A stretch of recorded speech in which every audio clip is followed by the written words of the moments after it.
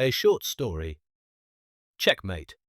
Kurt Jensen sat in his new office looking through the window at the towering Burj Khalifa situated in the downtown business district in Dubai. His reputation as a discreet investigator was well earned over the years since he set up his Houston office 30 years ago. The company First Step Security's mandate was client satisfaction. He had just signed a new contract concerning a $41 million theft from a major oil company, Upstream Oil Inc. The money was stolen by a crooked Wall Street broker called Terry Jenkins. Jenkins had disappeared to the UAE soon after the theft, a country where the US lacked extradition agreements.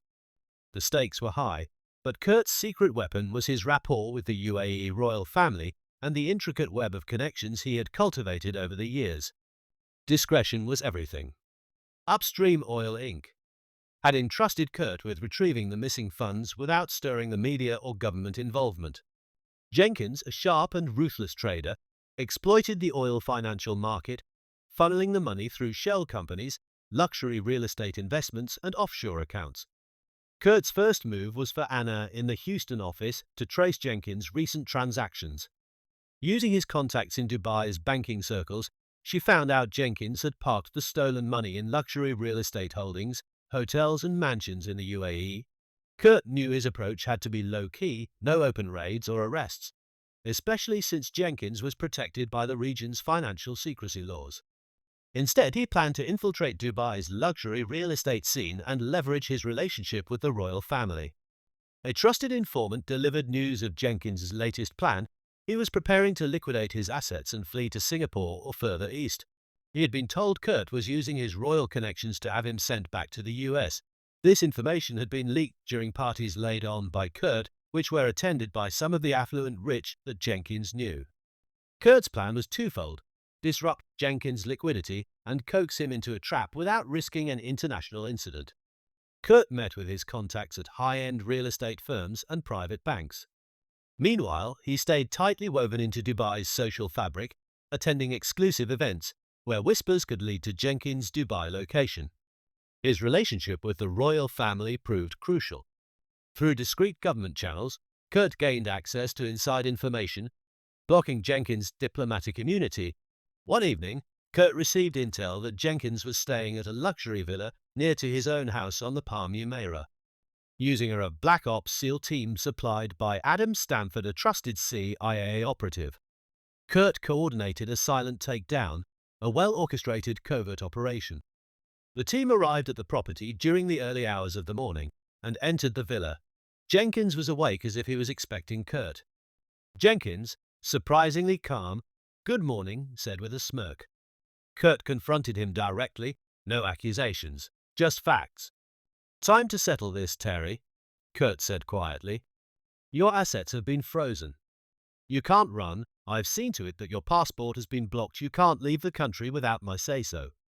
Jenkins' face faltered for a moment, looking at the four gunmen in masks and Kurt smiling down at him.